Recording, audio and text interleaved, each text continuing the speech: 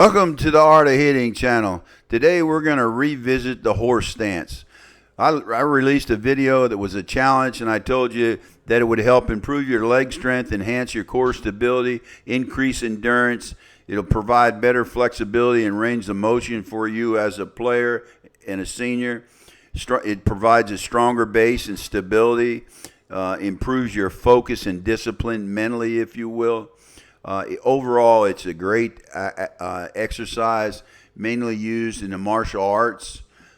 So let's listen. The first thing I'm going to do is review it with the guys in the club. Well, we're here at the hitting club here. What day is it, Dan? This is Wednesday, right? Hey, it's the 1st of May, right? May 1st. We're going to revisit the horse stance. Remember the horse stance is, you remember this, Dan, right? Sure. Yep.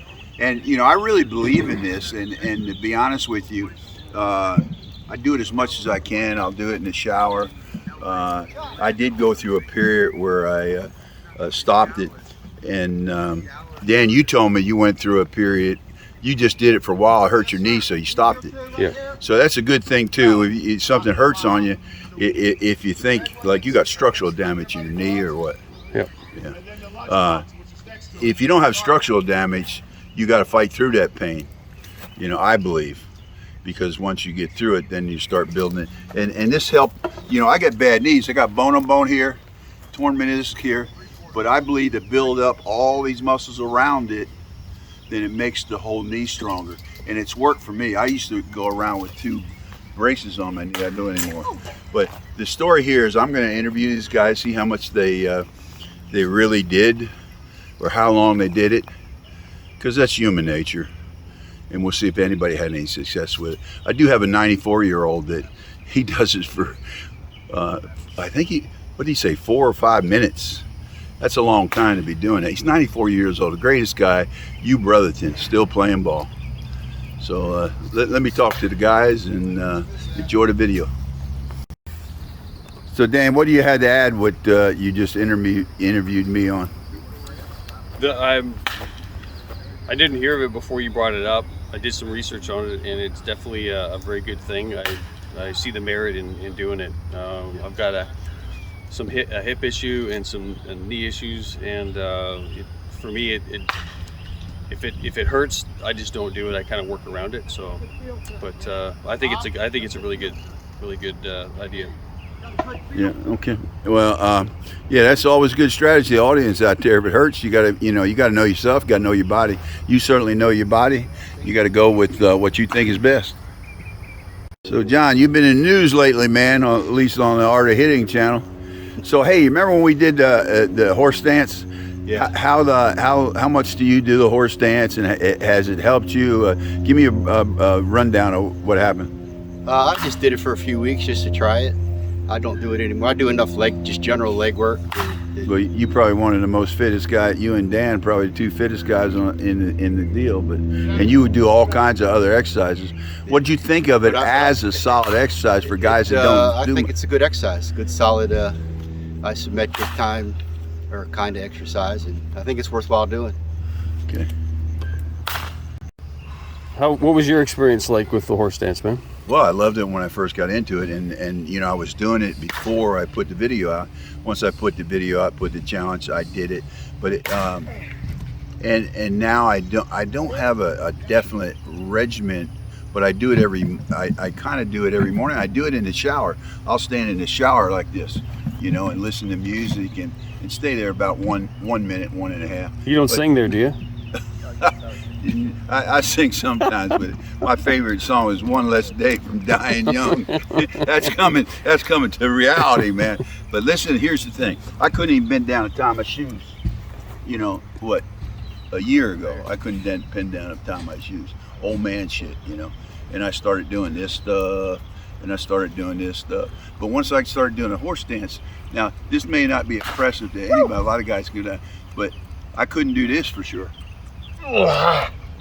Okay. So what does that do? That's for when you're an infielder, you get down that low.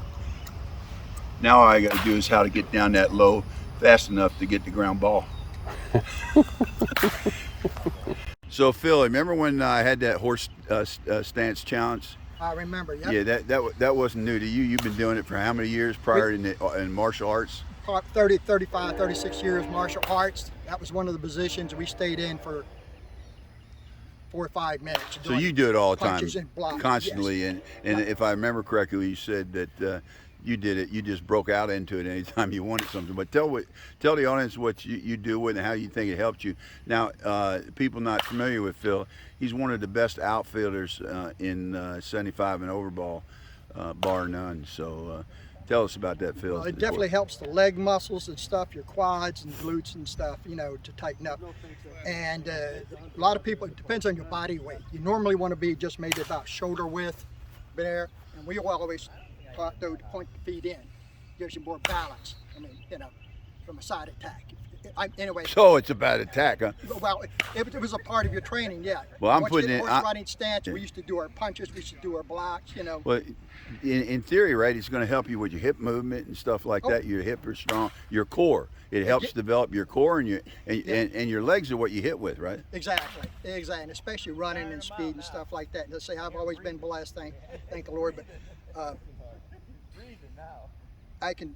lot of people, like you were just mentioned earlier, but get up in a certain age, it's hard to reach over and touch your toes, you know, something like that. Can you do it? Well, you want to do it? Try it on camera.